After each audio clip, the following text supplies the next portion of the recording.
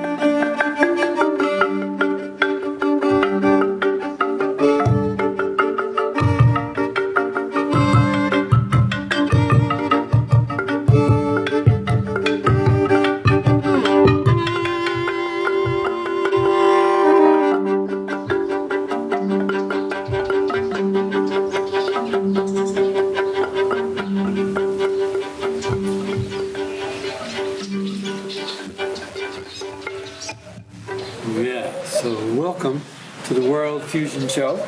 My name is Tony Vacca, and we are in Senegal, West Africa.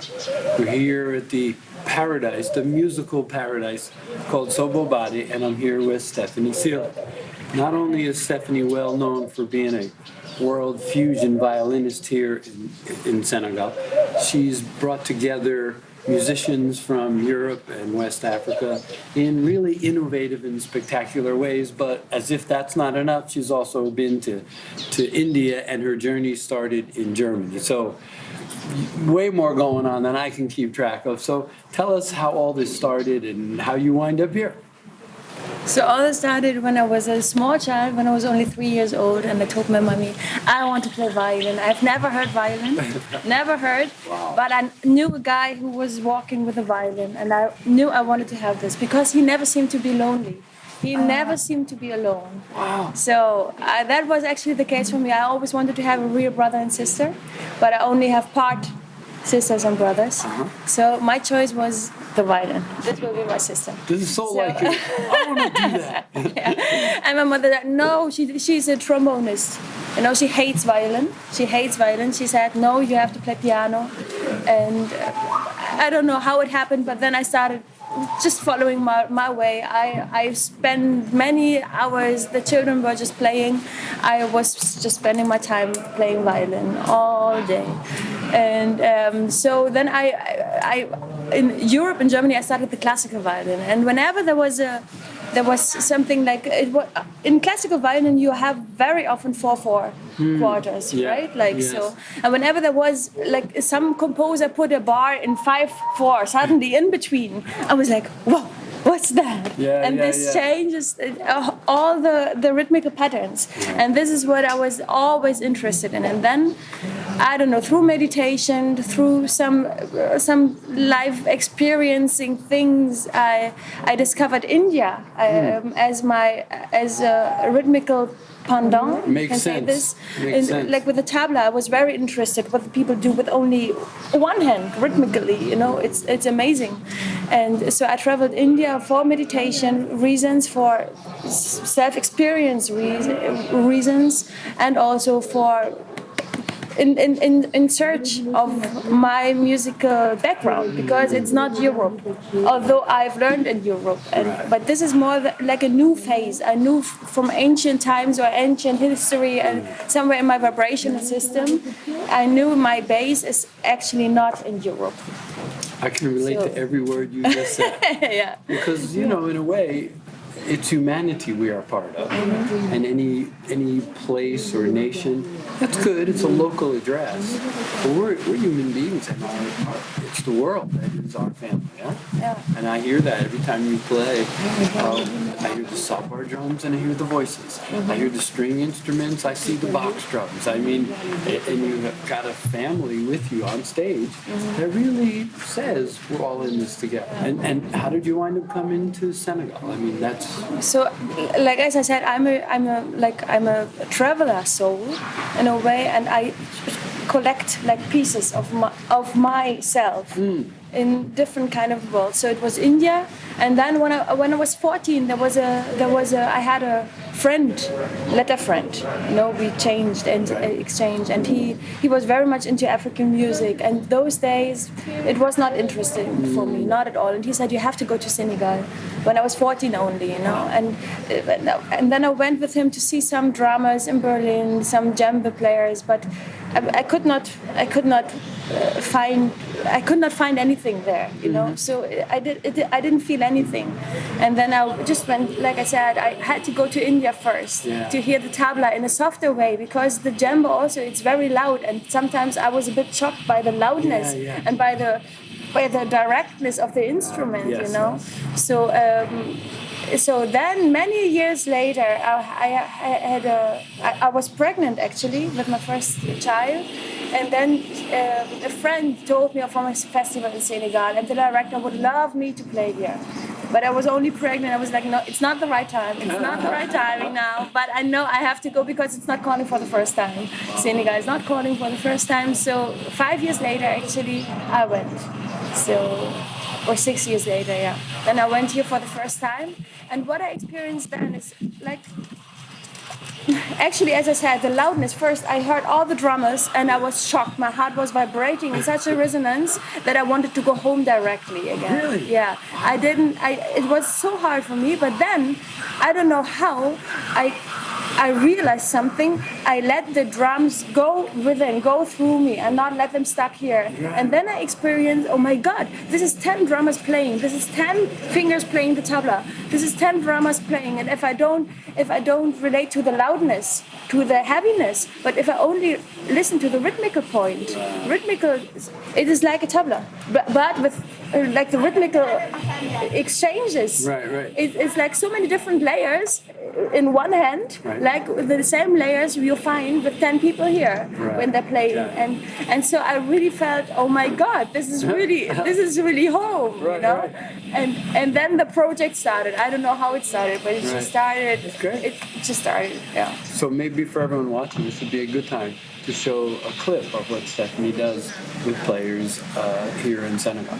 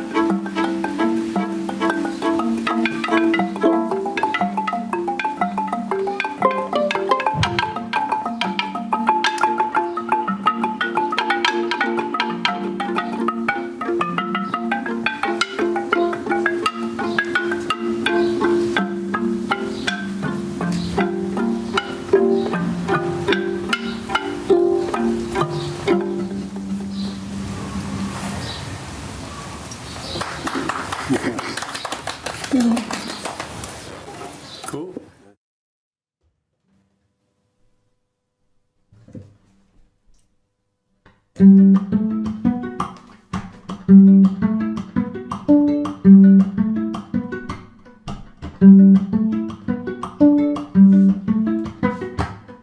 Sit, sit, sit, a bit, and let a bit with me under that tree. Look, look, look, you stood, you stood, you stood, you nearly stood one day in my way, in my way. If I were, why evilly? If I were, why evilly? If I were, why evilly? If I were, why evilly? Why evilly?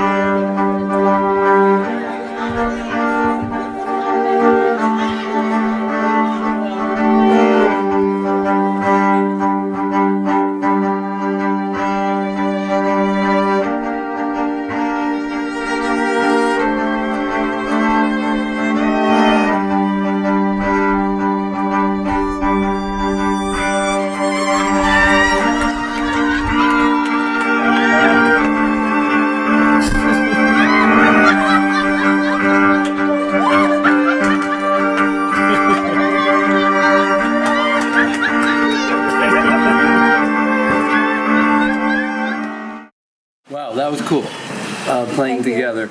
And this happens to me often, that the tuning of the balafons can sometimes be a challenge. And of course, I saw you playing with kora players, I saw you playing with string players.